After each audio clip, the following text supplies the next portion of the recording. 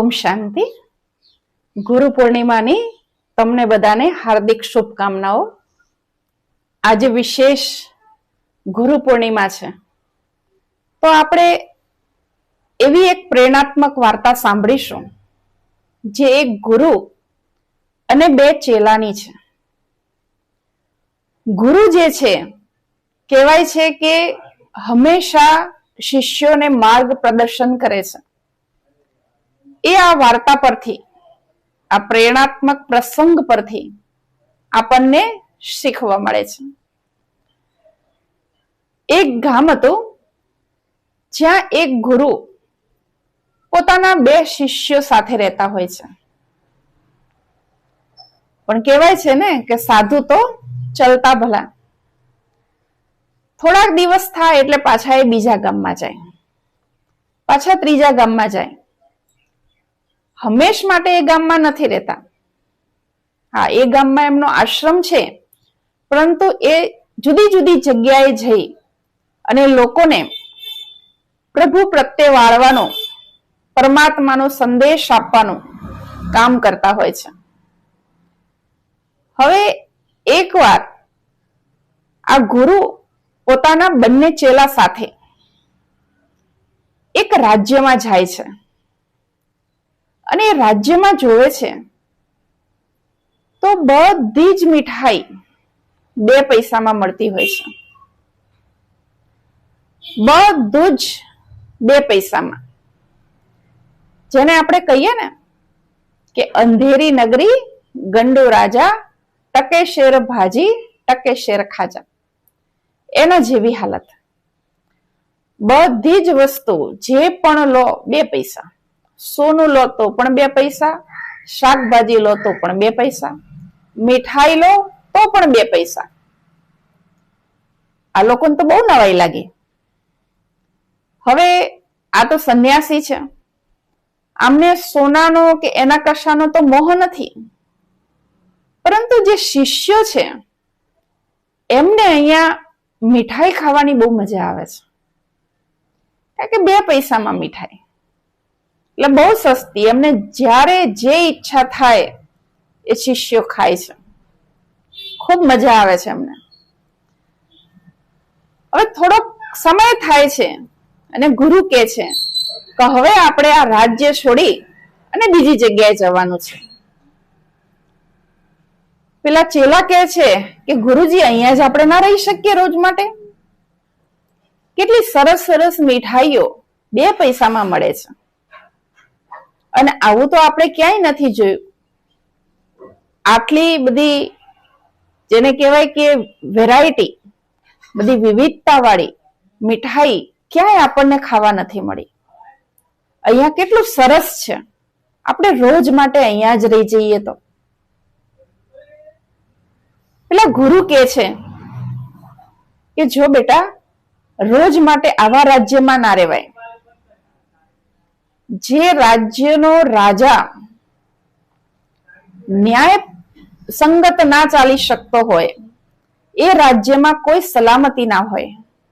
એટલે જ્યાં સોનું પણ 2 પૈસે હોય અને શાકભાજી પણ 2 પૈસે હોય અને મીઠાઈ પણ 2 પૈસે હોય, એવા રાજ્યમાં રોજ માટે ના રહી શકાય. પેલા ચેલા કહે છે કે ગુરુજી, જો તમે આજ્ઞા આપો ને તો અમને તો અહીંયા બહુ જ ગમે છે, અમે અહીંયા રહેવા માંગીએ છીએ. તમે આજ્ઞા આપો તો અમે અહીંયા રહીએ. ગુરુ કહે છે ઠીક છે, તમારી જેવી ઈચ્છા. જો તમને ઈચ્છા છે જ અહીંયા રહેવાની તો ભલે રોકાવો, પણ મારી એક વાત યાદ રાખજો, ક્યારેક ને ક્યારેક તો કંઈક સમસ્યા આવવાની જ છે, કંઈક મુસીબત આવવાની છે, અને એ વખતે તમે તમારા ગુરુને યાદ કરજો.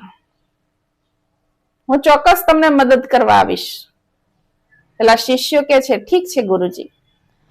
શિષ્યો પ્રણામ કરે છે ગુરુજીને અને વિદાય આપે છે ગુરુને. હવે આ બંને ચેલા ખાવાના એટલા બધા શોખીન છે કે રોજ અલગ અલગ મીઠાઈઓ ખાય છે. ક્યારેક રસગુલ્લા, તો ક્યારેક ગુલાબ જાંબુન, તો ક્યારેક મોહનથાળ, તો ક્યારેક બરફી, અલગ અલગ મીઠાઈઓ ખાય છે અને ખૂબ તંદુરસ્ત થઈ જાય છે. બહુ એમનું વજન પણ વધી જાય છે, એકદમ અલમસ્ત તાજા થઈ જાય છે. એમને તો એ જ સુખ લાગે છે કે આપણે સંન્યાસી તો બની ગયા છીએ, ખાવા પીવા સિવાય બીજું શું સુખ હોય? ખાઓ પીઓ અને ભગવાનની ભક્તિ કરો. એ પોતાના શરીરનું ધ્યાન નથી રાખતા. શરીર એટલું બધું વધી ગયું છે, પણ શાંતિથી મીઠાઈઓ ખાય છે, 2 પૈસામાં જ મળે છે. હવે આ વાતને ઘણો સમય વીતી જાય છે. ચેલાઓ એમની મસ્તીમાં મસ્ત છે, ભિક્ષા માંગવાની, 2-5 પૈસા મળે એમાંથી મીઠાઈઓ ખાવાની અને ખૂબ સુંદર જીવન એમને લાગે છે કે આના જેવું સુંદર જીવન શું હોય.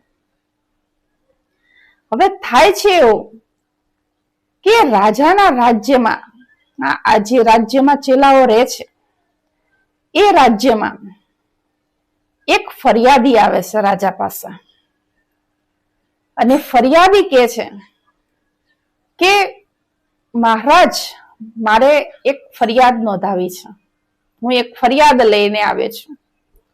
રાજા કહે છે, હા બોલો, શું હતું? પેલો ફરિયાદી કહે છે કે મેં હજુ થોડાક દિવસ પહેલા જ મકાન માટે એક દિવાલ ચણાવી હતી, પરંતુ એ દિવાલ પડી ગઈ, એટલે હું ફરિયાદ કરવા આવ્યો છું કે મેં એ કામ જેને આપ્યું હતું દિવાલ બનાવવાનો, તમે એને દંડિત કરો, કારણ કે એણે મકાન માટેની જે દિવાલ હતી એ સારી રીતે બનાવી નહીં, એટલા માટે તો એ દિવાલ પડી ગઈ. તમે એને દંડિત કરો. રાજા કહે છે, ઠીક છે, એ વ્યક્તિને હાજર કરો. એ વ્યક્તિને બોલાવવામાં આવે છે. એ વ્યક્તિ કહે છે કે મહારાજ, આમાં મારી ભૂલ નથી, કારણ કે મેં કડિયાને કામ આપ્યું હતું કે હું તને આટલા પૈસા આપીશ અને એમાં તારે આ દિવાલ બનાવવાની છે. હવે એણે કેવો માલ વાપર્યો એમાં મને શું ખબર? મેં તો ઉચ્ચક કામ રાખ્યું હતું અને કડિયાને બનાવવા આપી હતી દિવાલ.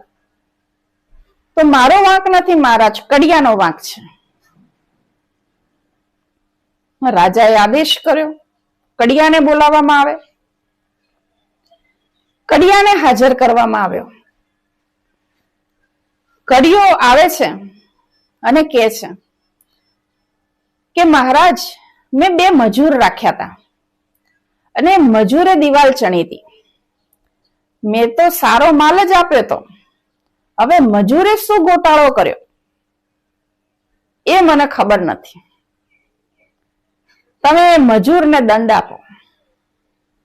રાજા કહે છે, એકદમ સાચી વાત, એ મજૂરને બોલાવો. એ 2 મજૂર હતા, એમને હાજર કરવામાં આવે છે. એ બંને મજૂર જે છે એ આવે છે અને બંને મજૂરને પૂછવામાં આવે છે કે શું તમે માલમાં કઈ ગોટાળો કર્યો હતો? કડિયાએ જે માલ આપ્યો નતો વાપર્યો? કેમ દિવાલ આટલી જલ્દી પડી ગઈ? પેલા મજૂર કહે છે કે મહારાજ, માલ તો અમે જ વાપર્યો હતો,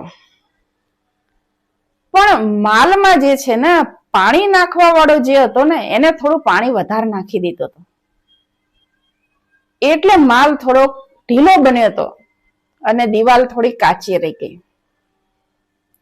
એટલે અમારો વાંક નથી, જે પાણી નાખવા ઉભો હતો ને માલમાં એનો વાંક છે. એ પાણી નાખવા વાળો મજૂર, એની જ આ બધી ભૂલ છે.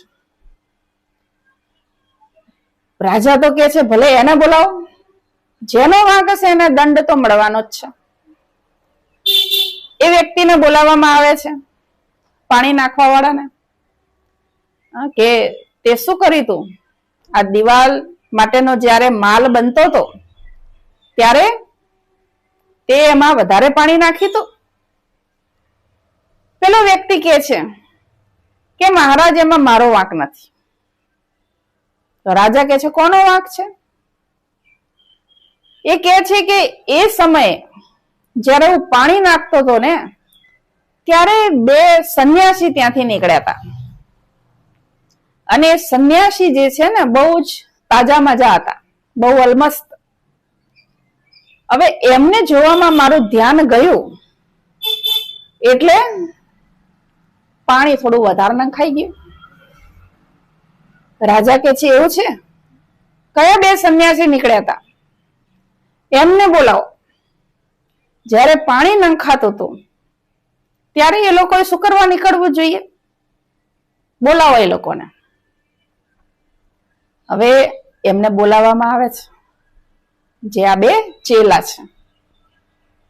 આ બંને ચેલાને પૂછવામાં આવે છે કે તમે આ દિવસે અહીંયાથી નીકળ્યા હતા? પેલા ચેલા કે છે જી મહારાજ, નીકળ્યા હતા. તો કે છે જો તમે એ દિવસે અહીંયા દિવાલ ચણાતી હતી અને નીકળ્યા એટલે આ જે પાણી નાખવા વાળો હતો, માલ બનાવવામાં પાણી નાખતો હતો જે રેતી અને સિમેન્ટમાં, એમાં એને પાણી વધારે નાખી દીધું.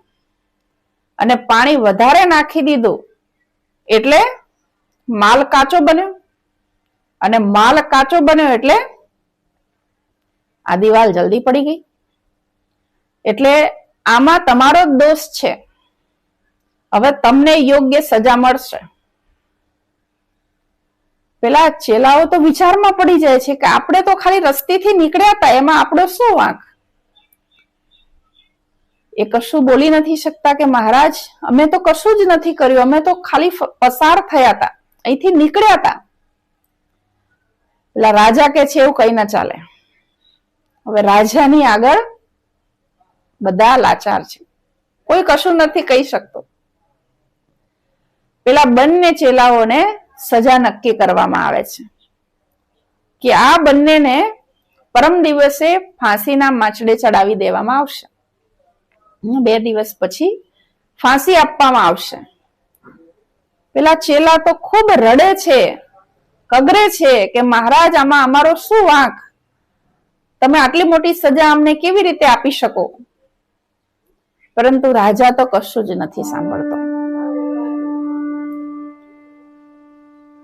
રાજા કહે છે કે તમે નીકળ્યા એ જ તમારો વાંક, એટલે તમને સજા તો ચોક્કસ મળશે જ.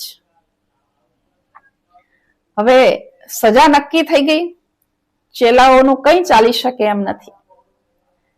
પણ એમને યાદ આવે છે કે ગુરુએ અમને કહ્યું હતું કે કંઈ પણ તકલીફ પડે તો મને યાદ કરજો. એટલે આપણે ગુરુને સંદેશ મોકલીએ, ગુરુ ચોક્કસ આપણી મદદ કરશે. એ લોકો ગુરુને સંદેશ મોકલે છે અને બીજા દિવસે તરત જ ગુરુ હાજર થઈ જાય છે. જેવો સંદેશ પહોંચે છે ને ગુરુ નીકળી જાય છે, ખબર પડી ગઈ કે આ ચેલાઓ મુશ્કેલીમાં છે અને મારે એમને મદદ કરવી પડશે. ગુરુ પહોંચી જાય છે. ચેલાઓની ફાંસીનો જે સમય જે છે એ નજીક આવી ગયો છે. ફાંસીનો માંચડો તૈયાર થઈ ગયો છે અને ફાંસીના માંચડે હજુ ચેલાઓને લઈ જવામાં જ આવે છે. ત્યાં ગુરુ ચેલાઓને કાનમાં કંઈક કહે છે. ચેલાઓને કહે છે કે તમે આ પ્રમાણે કરજો અને પછી હું તમારી મદદ કરીશ. ચેલા કે છે ઠીક છે ગુરુજી. ચેલાઓને ફાંસીનો જે માંચડો છે, જે દોરડું લટકી રહ્યું છે, ત્યાં નજીક લઈ જવામાં આવે છે. હવે જ્યારે એ ફાંસીના માંચડે લટકવાનું છે ત્યારે એક ચેલો બોલે છે, રાજાને કહે છે રાજાજી મને જલ્દી ફાંસી આપી દો. ત્યાં આગળ બીજો ચેલો જે છે એ એનું દોરડું ઝૂંટવી અને કહે છે કે નહીં મને જલ્દી પેલા લટકાવી દો. આવું બંને જણા આપસમાં ઝઘડે છે. ફાંસીના માછડે લટકવા માટે. રાજાને બહુ નવાઈ લાગે છે કે તમને બેને મરવાનું જ છે તો ઉતાવળ શેની છે? બસ હવે તૈયારી જ છે, ફાંસીના માછડે લટકવા માટે તૈયાર થઈ જાઓ. પેલા ચેલા કે છે નહીં મહારાજ, મને જલ્દી, પેલા મને. પેલો કે છે પેલા મને. બંને ચેલા આપસમાં ઝઘડતા હોય એવું દ્રશ્ય ઉભું કરે છે. પેલો પેલાના હાથમાંથી પેલો ફાંસીનું જે દોરડું લટકી રહ્યું છે એ પેલો અંદર મોઢું નાખવા જાય એટલે પેલો તરત જ આવી અને એને કાઢીને પેલો મોઢું નાખે છે કે નહીં પેલા મને. રાજાને બહુ નવાઈ લાગે છે. રાજા પૂછે છે એ શું કરવા તમે ઝઘડો છો? ત્યાં પેલા જે ગુરુ છે એ ગુરુ કે છે કે રાજાજી, આ ચેલા એમને એમ નથી ઝઘડતા, કંઈક એમને મળી રહ્યું છે એટલે તો ઝઘડી રહ્યા છે.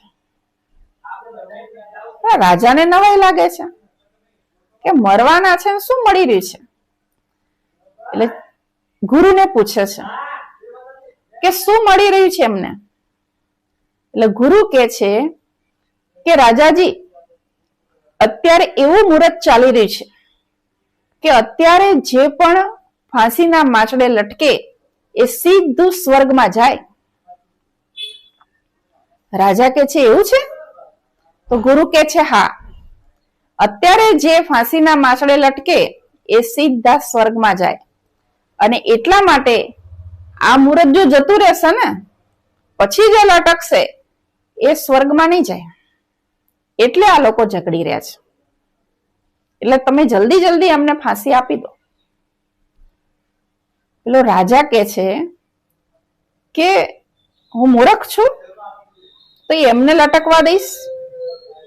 કારણ કે એ લોકો સ્વર્ગે જતા રહેશે, એના કરતા તો હું જ ના લટકી જાઉં કરીને ફાંસીનો જે ફંદો હતો એ રાજા પોતાના ગળામાં નાખે છે અને આદેશ આપે છે જે લટકાવવા વાળો વ્યક્તિ છે એને કે હવે તું એ દોરડું ખેંચી નાખ, મારે સીધા સ્વર્ગમાં જવું છે. હવે રાજાનો આદેશ તો કોણ ટાળી શકે? એ વ્યક્તિ દોરડું ખેંચે છે અને રાજા લટકી જાય છે. પેલા બંને શિષ્યો બચી જાય છે. ફક્ત બંને શિષ્યો જ નહીં પરંતુ આખા રાજ્યની પ્રજા આવા મૂર્ખ રાજાથી બચી જાય છે. બધા લોકો પેલા ગુરુનો ધન્યવાદ કરે છે કે ગુરુજી, જો તમે ના હોત તો અમે આ રાજાના જેને કહીએ મૂર્ખામી ભરા નિર્ણયોથી બચી ના શક્યા હોત. કારણ કે જે રાજ્યમાં 2 પૈસે બધું જ મળતું હોય, જ્યાં સોનું અને શાકભાજી 1 પૈસે હોય, એવા રાજ્યનો શું ભરોસો? એટલે તમે અમને આ બધામાંથી છોડાવ્યા કરી અને ગુરુનો આભાર માને છે.